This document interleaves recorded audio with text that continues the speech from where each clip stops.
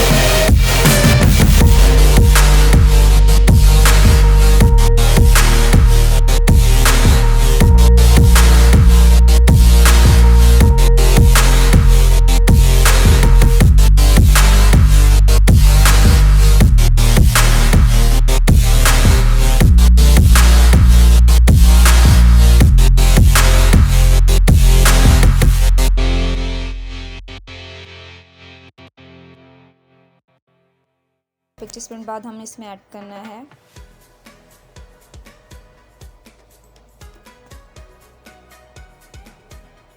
धनिया और गरम मसाला।